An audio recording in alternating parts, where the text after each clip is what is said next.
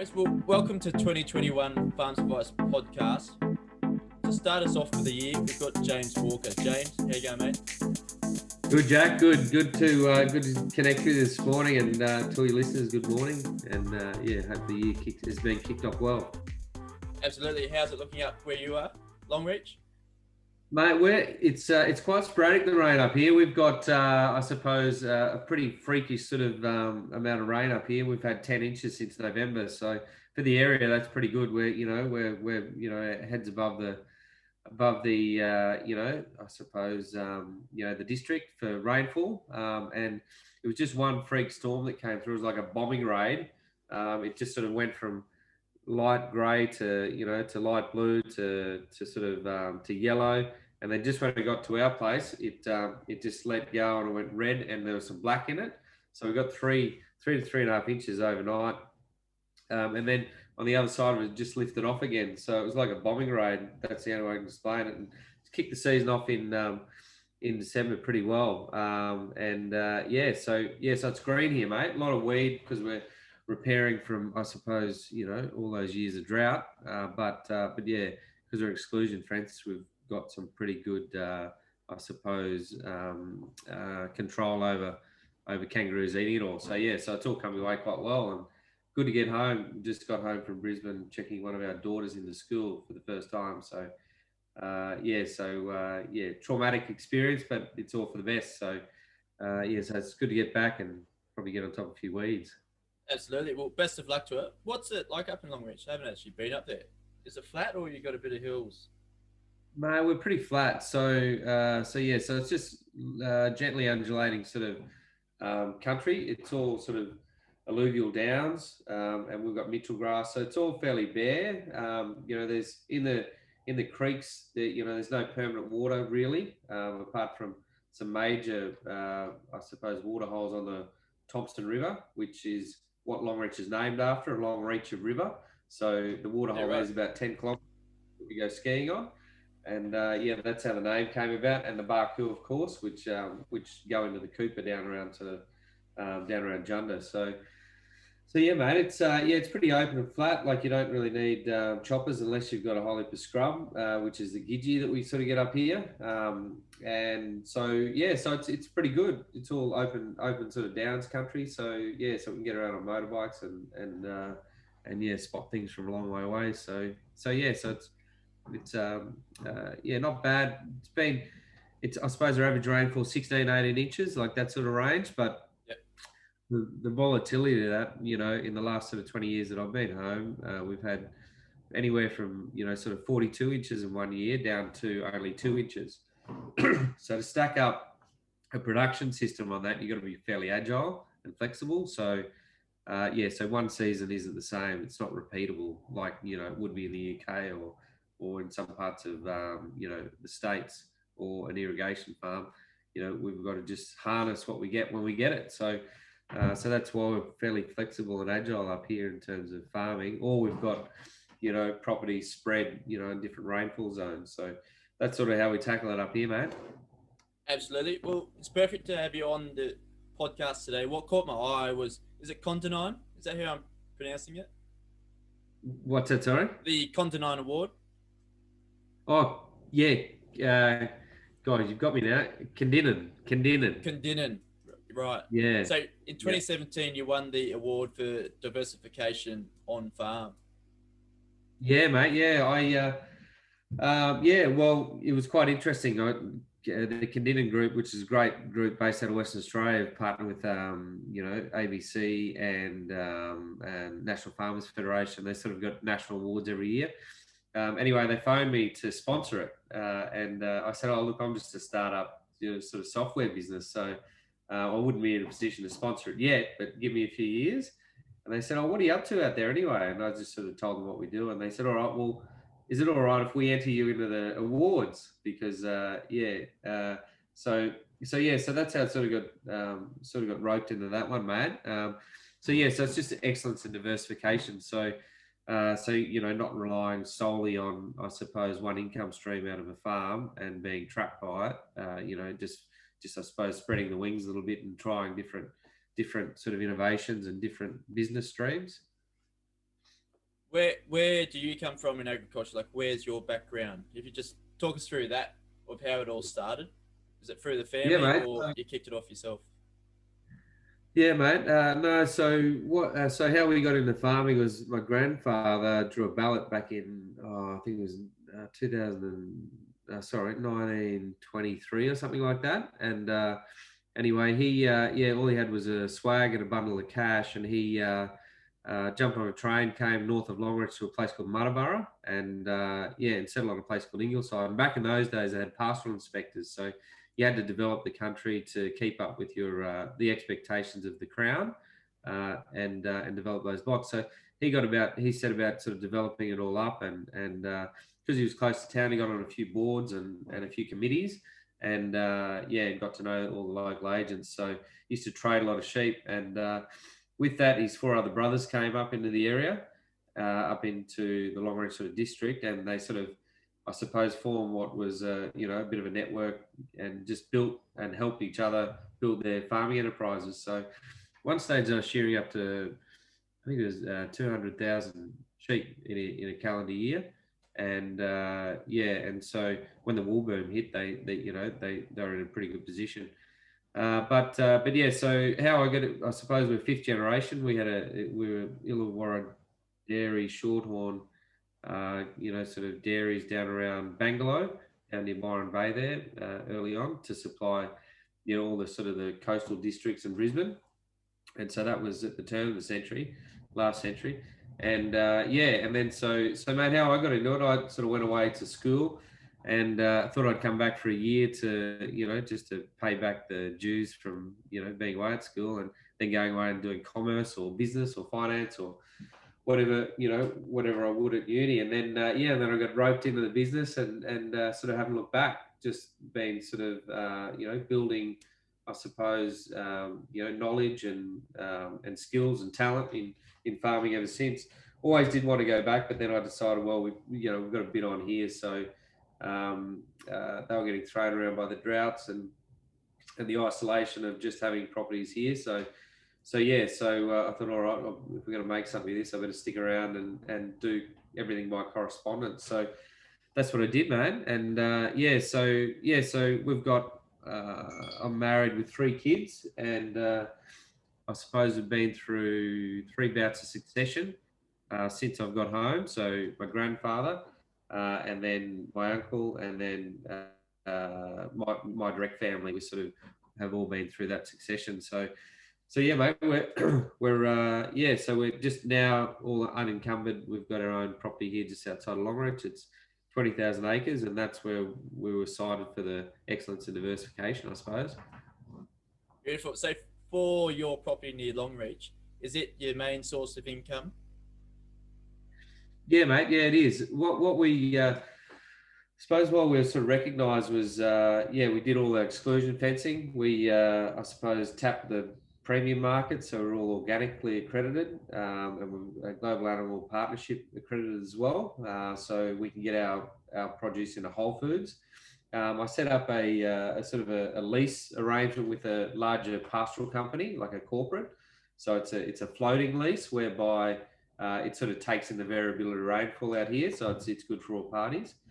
Then we've got agri-tourism up here as well. My brother runs that, and he gets about sort of 3,000 people through a year on the farm, and just sort of highlighting the stories of farming and just showing them what it's like to farm up here. I haven't been able to do that though because we haven't had much stock of recent years, but last year it was great and people get an understanding on how it all works.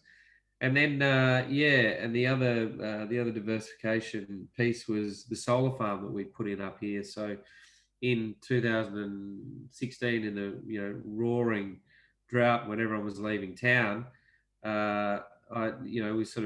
got this block that's close to town, and we thought, all right, well, what about putting a solar farm on to try and keep people back?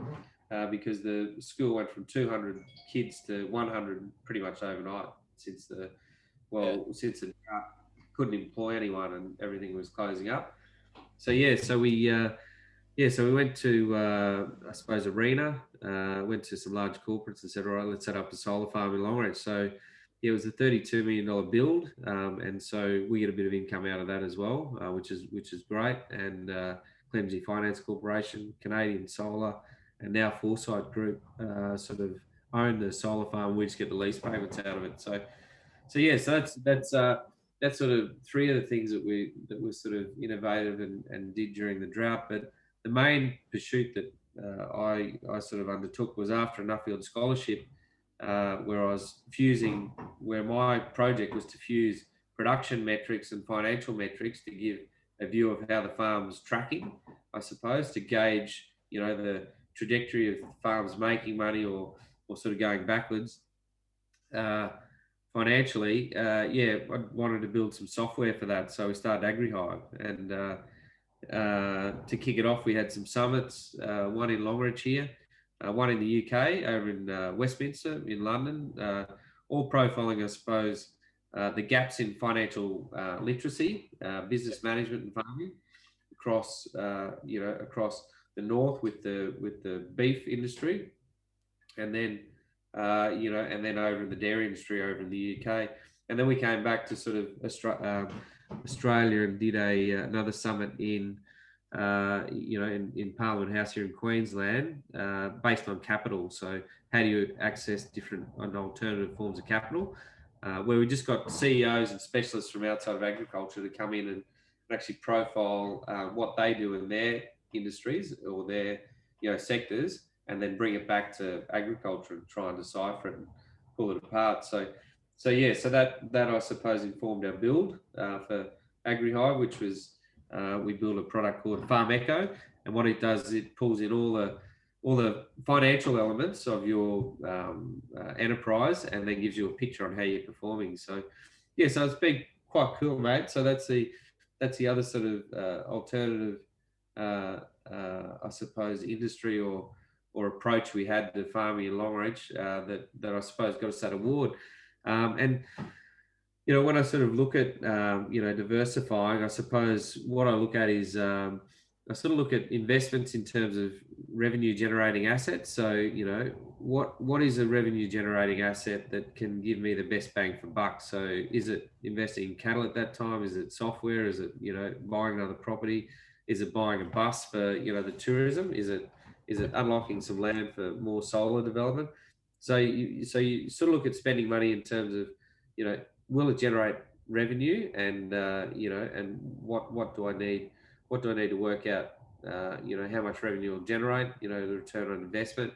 But so that's the sort of lens we look through when we make investments and how we sort of attack it.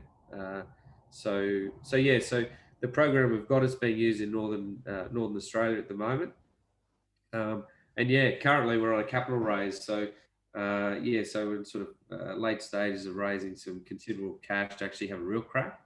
So what will that cash allow you to do, mate? So what we want to do is, I suppose it's a very manual process at the moment. We want to automate it. So if we can get, you see these bloody Longreach flies are still here, mate. No matter if it rains or doesn't, they still stick around. So mate, what we intend to do there is to actually build it out for more, I suppose, enterprises. So we'll build it out for not only beef cattle, which is what it's used for at the moment, sheep and wool, meat, sheep, goats, and then all the other commodities across the spectrum. And so it's just about scale. So instead of just being specific for one region or one industry, we want to go across all commodities and be quite expansive with what we offer and how we do it. So mate, the investment's about building the team, and I suppose pulling the vision all together and coding it. So it's about coordinating that vision into reality, and that's what we need the funding for, and then market it. So a lot of these sort of startups have a lot of gusto in building it, but it's actually the marketing that's missing, which is good that you've got a good background on that and understand that, I suppose. Yeah, absolutely. I think for the agriculture industry, so vast, and we are spread out physically So being able to tap into those different markets isn't always easiest and costly as well. Yeah, absolutely. So yeah, mate. So I studied, it's sort of doing everything through correspondence.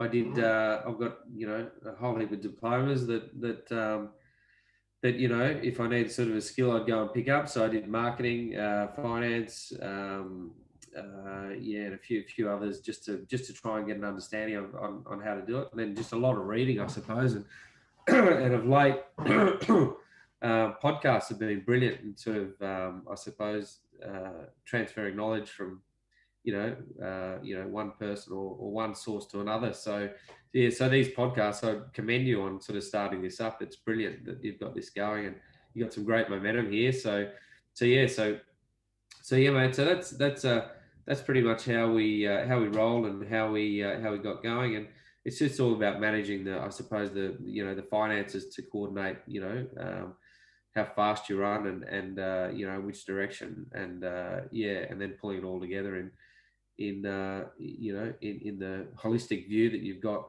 in terms of your business and how you create the wealth in it.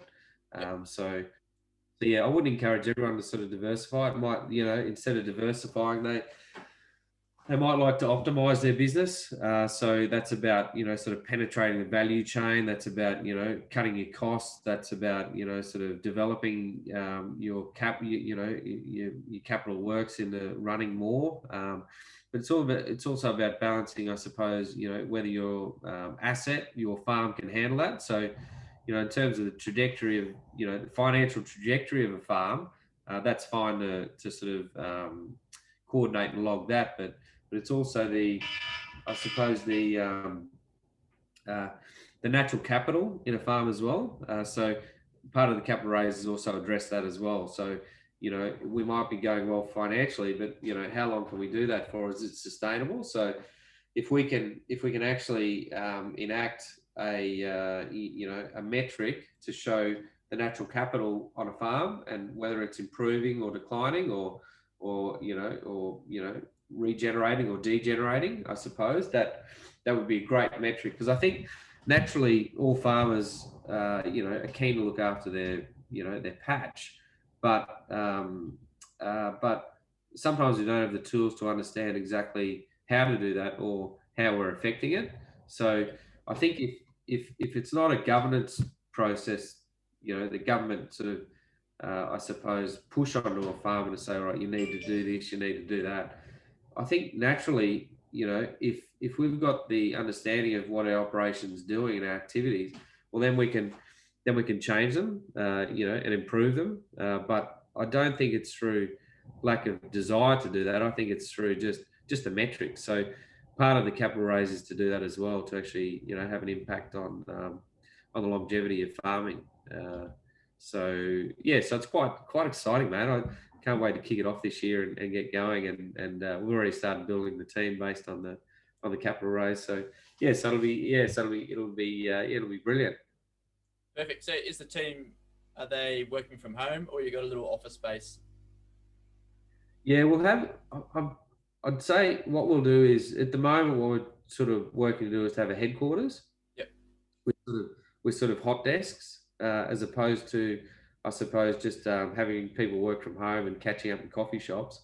That's probably what I've been doing for the last sort of 4 or 5 years. So, it's been like a cage fight, to try and get this startup going. And every twist and turn you've got to be able to buckle and bend with them. So it's been extremely lean to kick things off, just to prove the concept. But we've got a few good contracts here now that have proved up that we're on the right track. We've got some really good corporate partners as well that have sort of said that that they're extremely interested and have sort of signed some arrangement with us, in the event that we've finalised the capital raise. So it's pretty good. So yeah, I think we will have a bit of a headquarters or a presence somewhere. I'd love it to be in Longreach, in the regions. So sort of working towards that, but ultimately, we've got to go where the connectivity is and where the networks are. So yeah. So I mean, yeah, we'll make that decision on, I suppose, the ability to scale, quickly without. But I mean, COVID's been brilliant, Jack, as you can understand. Just the ability to negotiate and do deals over Zoom has changed the face of how we operate business now. So, beforehand you'd have to put a face to a name and go and meet them and have a coffee and see the body language and see the intent of their firm. But these days you can sort of there's a willingness to execute over the phone or over Zoom, and so I think that's what's been great out of COVID. This sort of digital literacy that everyone's got in farming. So it's going quite well. I think 2021 is going to be huge for farmers actually coming online for like online livestock auctioneering. That's been a huge one for over the last year or two from drought also, but also spurred on from COVID, not being able to get into sale yards as much. And also for your business carrying on the digitalization of agriculture. Yeah, absolutely, mate. We've done a few ag tech sort of webinars and things like that over the last year. And people say, oh, farmers don't take up technology. Farmers aren't very slow at adopting technology. I'd probably sort of challenge that because with mobile phones, every farmer's got like a digital processor right in their pocket. Yeah.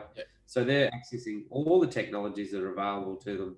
And in terms of buying the technology, I think where people can't sell them and haven't got a good value proposition, I think that's where people throw their hands up in the air and say, "Our farmers just, they don't adopt technology." And I think it's just a value proposition to them that you can help with marketing, I suppose, and the copywriting of their story.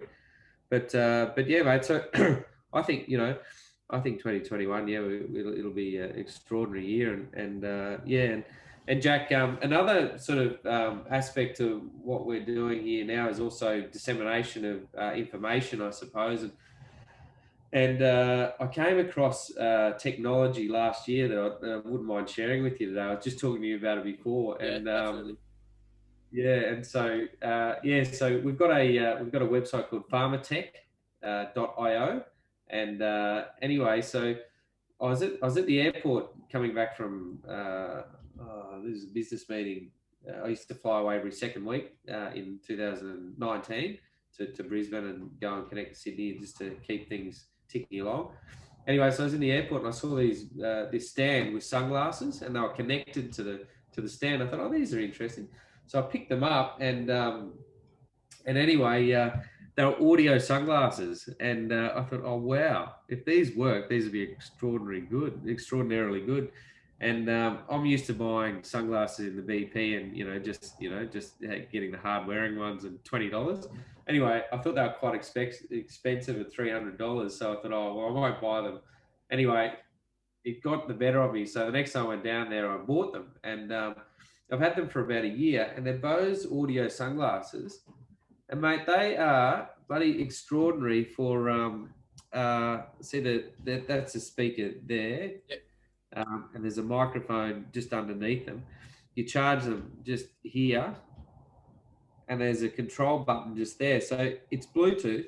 It connects to your phone, and you can listen to podcasts, but you can listen to music. You can make phone calls. So when when you're loading a ute, instead of having to sort of stop the phone call or just wait and hold everyone up, when you got your team just about to go and you might be talking to your accountant or your lawyer, you can have these things on and just keep operating with two hands. So if you're trucking, loading cattle, operating crushers, fencing, mustering, man, I've used them for about a year now, and everyone that's seen me with them has wanted a pair. So I negotiated with Bose and Harvey.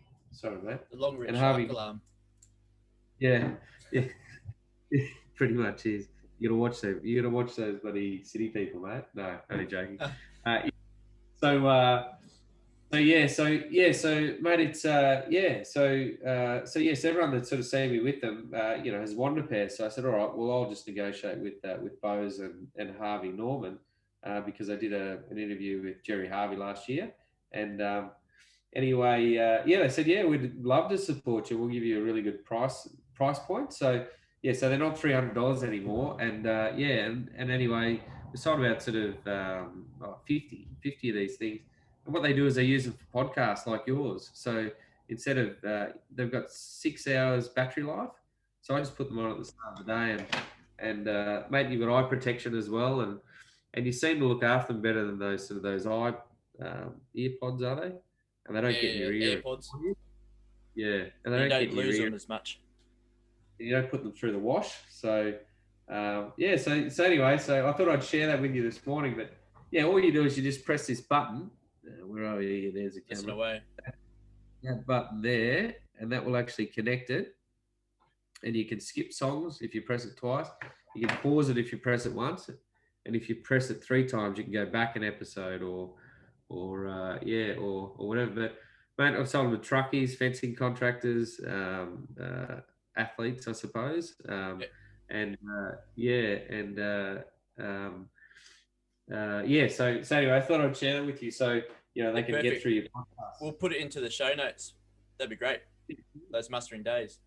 What I want to find out, James, is like what spurred you on? What spurred you on initially? Like it's easy enough for farmers to sit back on your 20,000 acres and just run a few sheep and cattle, do the bit of fencing maintenance work. But why AgriHive, and I don't know what's busting your bubble to get out there a bit more. But I think it's just like when I started AgriHive, we had the worst drought. Like it was the worst condition. We had the most cattle ever, like the highest national herd ever. Yeah, And nobody had any answers. Like we couldn't process cattle quick enough. We couldn't, you couldn't feed them. You couldn't get hay there fast enough. We just got trapped, incredibly trapped. So the reason I sort of kicked off AgriHive was to help to give better, I suppose, support tools to farming. So you can actually see events happen before they happen. So you could run the scenarios. You could see what impact it's going to have on you. So say I had a system that had, I suppose, um, 20,000 beef cattle farmers on there, and they could see their net wealth position and their business trajectory, and then all of a sudden live export came in and crashed. Well, what could happen then is that could flow through to the reports, and then we could say to our politicians like Ludwig when he was in there, yeah, mate, you've just wiped off sort of $7 billion worth of cattle value because you've closed down live export. You know, alternatively, if you're going into a drought and you've got a lot of cattle, what happens if you run through drought and feed them? Run through that next season with them and have to feed them. Well, you can run those scenarios if you've got the right programs. So that was a motivation for it, mate, just to try and there were people that were um, there were people that were committing suicide after not being able to truck their cattle up here. It was pretty bloody raw. There were people that just had no perceived opportunities. And once you lose your opportunities, well, that's when mental health kicks in. So I was here and there was nothing being done. They were pulling out, I suppose, drought policy from, 1914. It was ridiculous the response. So I actually presented to Tony Abbott at the time, Prime Minister, and the Ag Minister, who was Barnaby Joyce. And I said, guys, look, they're looking at you for leadership. We're all looking at you guys for leadership. Leadership would be to empower the farmer, not give handouts and subsidies, which is part of it. But it would be to actually put opportunities in front of them that they can interact with, that could make a difference to them and their family. Because if you lose the ability to provide for your family, or the perception that you can provide for them, mate, the impact's huge. So that's the sort of motivation. The other thing is, we've got global population just extremely, sort of compounding every year. It's like 82 million extra people a year to feed. And you know what sort of impact that would have on your farm if someone said, oh, you've got another 800 sheep to feed this year. So I don't think the awareness of what's happening is there. So if we can optimize those farms to handle those extra 800 ewes, or the globe to to actually handle the extra 82 million people a year, I think that'll be good. Or just give the awareness of what impact we're having, and sort of discuss that. I suppose that might be good if we can build programs to support and optimize and diversify farm businesses. So so that's a sort of motivation, mate. And and of course at Longreach, income is extreme. Income reflects rainfall, so it's extremely variable. So so I'm just trying to throw out a few different sort of business models out there to try and get people provoked and thinking. So we've got what we call a periodic business model up here, whereby no two seasons are the same. So for a period you've got a business, for a period you've got a different business. So it's a periodic business model. So so in terms of and I'm on the Regional Economic Centre of Excellence, trying to build this up with them. There's a lot of academics there, so we sort of hit our heads against a brick wall a fair few times. But what we try to do is say, all right, well, this is what is happening on ground. This is the operations. This is the activities when it rains and when it doesn't rain. So we need to support businesses during that and transitioning between when it doesn't rain to when it does rain to when it doesn't rain. So to pick up those periods and cycles. And so, when we've got biomass out here, it rains like it is at the moment, we are just flat. We're just trying to capture that and preserve it as much as we can. So whether it's baling hay, whether it's large numbers of agistment cattle, whether it's leasing or whether it's trading or whatever it is, we've just got to convert that biomass into revenue and do it sustainably. But then when we're in a drought, we don't want to go and feed cattle and just absolutely wreck the countryside so that we can recover quickly. So mate. So it's all about just sort of provoking and disrupting and just getting different thinking out there. And so if we can do that through different technologies and different models, that's part of it, I suppose. And hopefully, we can create a good legacy for farming, especially in this area, but across all Australia. If we can get that sort of the perception of farming improved, that we just don't all need handouts and subsidies. We're actually quite bloody good. So so that's it. Just disrupting and throwing out different ways of thinking out there. Absolutely. Well, I pulled a quote from one of your articles when I was studying up. When studying you said, don't wait for government. Like, you can't sit back and wait for government to give you these subsidies and handouts. You want to hand up, but to be proactive in your approach.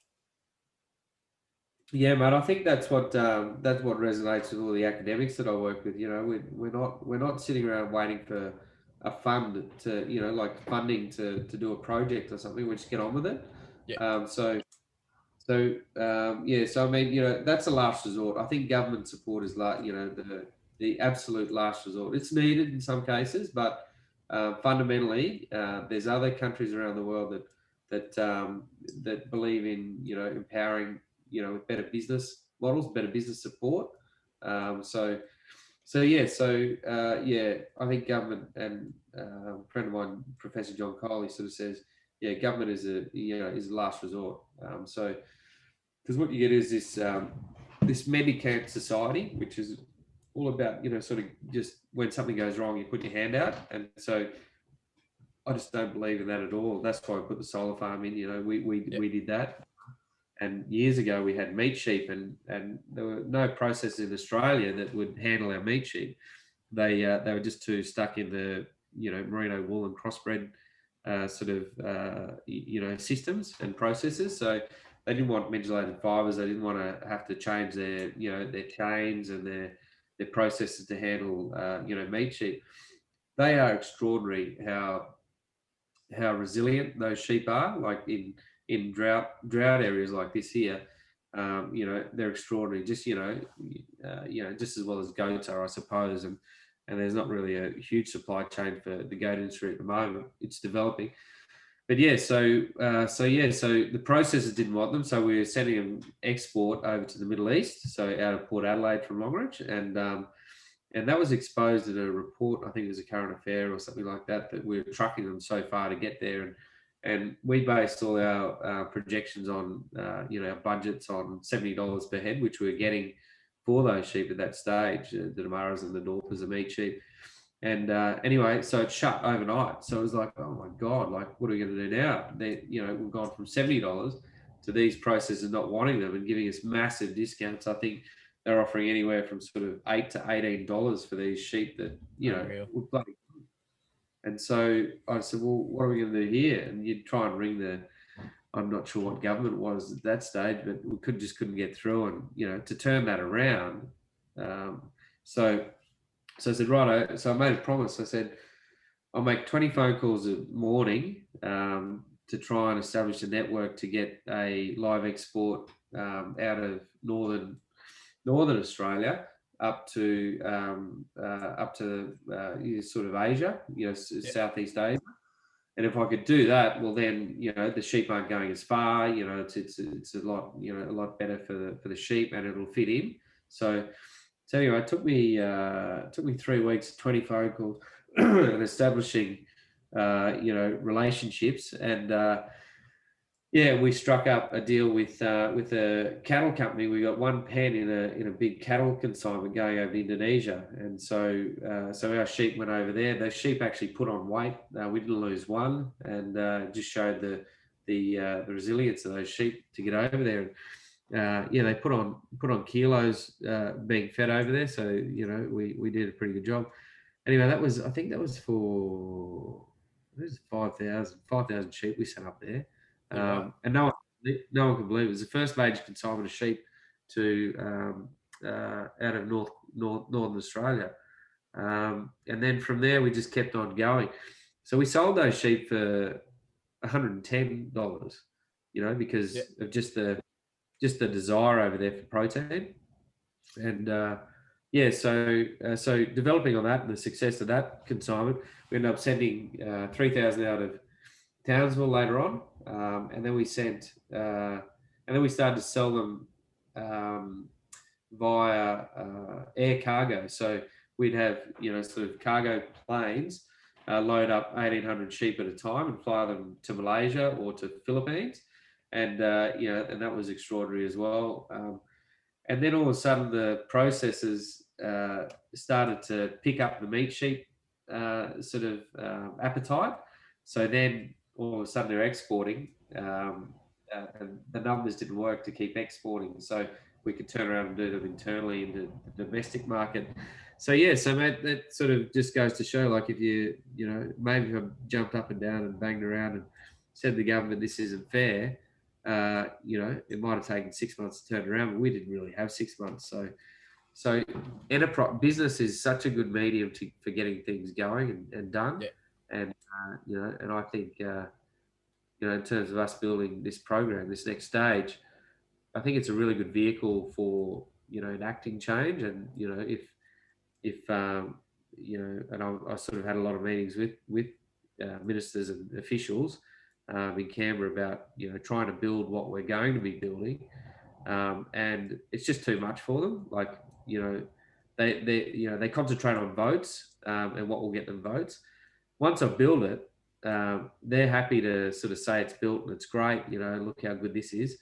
But, in terms of investing in it, they've got a lot of pre-existing relationships with universities and, and their department believe they can build the best solution. And then they've got these large corporate, sort of firms like KPMG and all those guys that sort of profess to knowing ag and doing desktop reviews and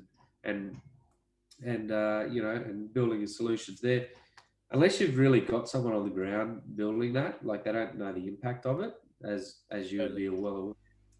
So there's always going to be that disconnect. So, if you wait for, trying to get them to, start the momentum up, but it's just not happening. So that's why we just said, all right, let's have a crack.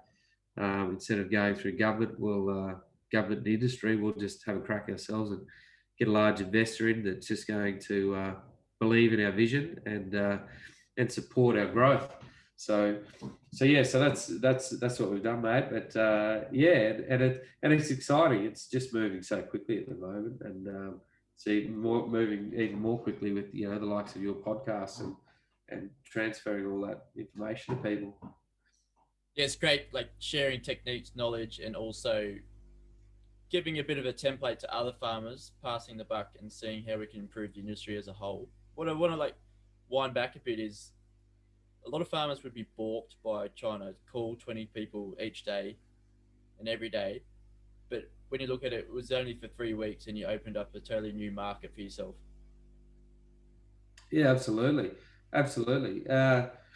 There's there's some pretty extraordinary psychology around that, mate. So, there's and some good literature on that, on why people, don't like change.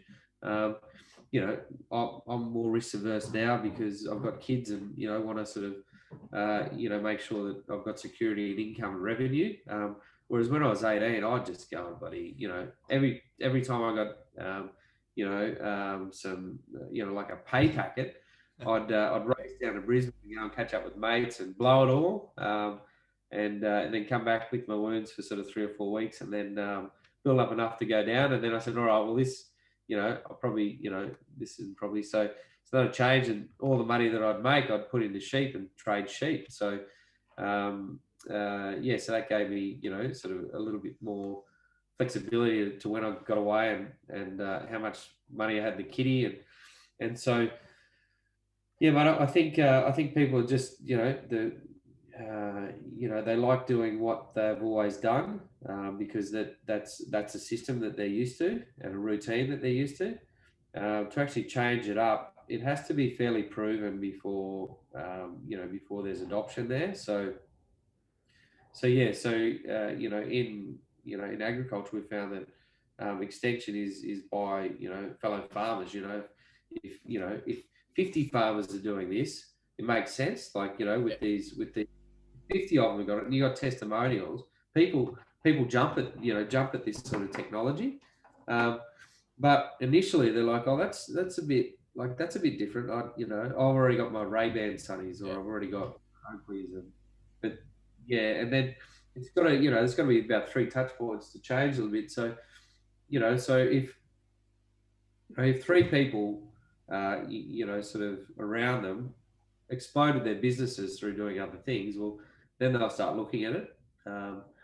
But initially, like it's just the, I suppose the ability to take that risk, make that phone call, might not work the first time, but you just get back up and just keep going. So, and that's why I think Australian farmers are the most resilient in Australia, because we get a drought, we've got to respond. We've got to turn around and jump up and say, righto, well, how are we going to make this work? Because there's a lot at stake.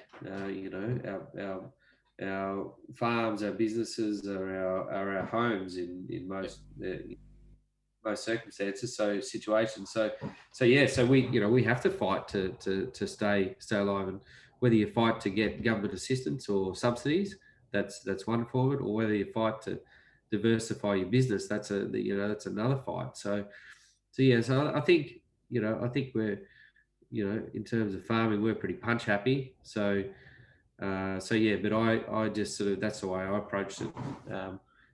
And that was probably just because of the external stimulus were forcing me that way to say, all right, what do I do with these animals?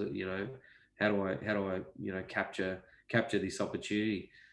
So another thing I'd probably suggest is, Jack, a lot of people need to know, but they really need to know their statement of position. Like, they need to know exactly where their business is, what available equity and capital they have. And then it's all about deal flow. So I mean, if your business is ready to take on next door, and you've got all your equity and your capital allocated to new opportunities, and you've just got it sitting there in a facility, you can actually have those discussions to expand the business or take those opportunities, or just pull the trigger to say, righto, yeah, I'll buy those cattle. But if you don't, and you don't have your finances organised and your capital, and you don't have your house in order, the next door neighbour or your mate down the road who does have that can buy those cattle and make that, $250 trade, in a week. Uh, I had a mate the other day that bought cattle from Mount Isa, took them down to Gundy, and the 8 decks that he had on there, the agent already had an extra $250 a head for him if he wanted to sell them in transit. So, he was there. He found a good deal. He could act on it, and it's all about getting the business in a position to be able to do that. So, so that's sort of a little bit of the thread that we're trying to pursue with this new sort of development in AgriHive or Farmer Tech. So it's just all about capturing opportunities when they're there and being able to act on them. So that would be your one piece of farms advice to diversify for farmers? Yeah, man, it's all about deal flow. So the only way you get deal flow is to get your business in order and have your finances ready, have your facilities in place, and know your statement of position. So it's a bit hard for them at the moment because it's a combination of an accountant, and your own sort of management accounting. But that's what we're trying to bring. We're trying to bring that awareness so we can get more deals over the table and get access to finance and capital a lot quicker. Absolutely. Well, James, thank you very much for coming on the podcast for today. Very first episode for 21, and it's a good way to kick it off into diversification. A question we ask every guest is, who would you like to hear on the Farms Advice podcast and why? Mate, I'd be interested to hear you interviewed, actually. Someone do a reverse interview of you to see what you're up to, see what your aspirations are, and because it's, I reckon there's a lot. I reckon there's a lot below the surface there that you're doing this for that no one's really exposed yet. So I think what you're doing is great, and love for people to know a little bit more about what you're doing and why you're doing it. So Jack, I'd say you'd be great to interview. It's funny. I thought last year when I interviewed Jerry Harvey, it'd be the most amazing interview in history for ag and ag tech. But he's pretty stubborn. He didn't want to talk about what he didn't want to. He talked about what he wanted to talk about on his terms, and I didn't quite get enough out of it. But you always get some good takeaways from anyone. So I'd probably say later this year it'd be good to get someone to interview you. I don't know who it would be, but it'd be interesting, I think, Jack. So credit to you, and thanks so much for having me on today. Thanks, mate. That was a bit of a flip. I didn't expect that, but should be good just to delve into what I'm up to here and the bit of the marketing, what's behind it for Farms Advice in 2021. Absolutely.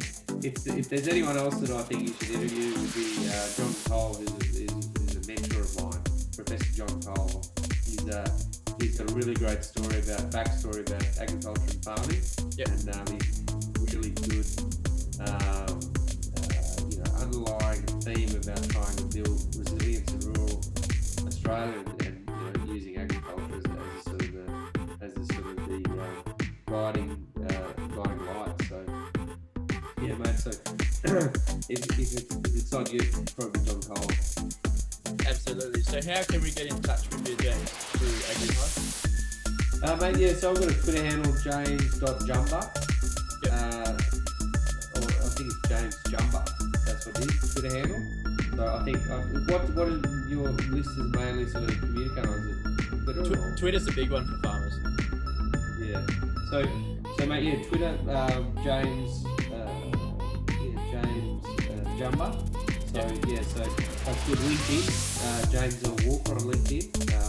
It's becoming bigger and bigger in agribusiness, so that's quite good. And then Instagram, just James L. Walker, I think it is. But yeah, if you want those studies, you said that we might put something with the communication. So that's farmertech.io. Perfect. So as we'll have all the links in the show notes. Thanks again for coming on the show, James. Have a good rest of the day. Talk soon. Good luck with everything down Dubbo. Cheers, mate.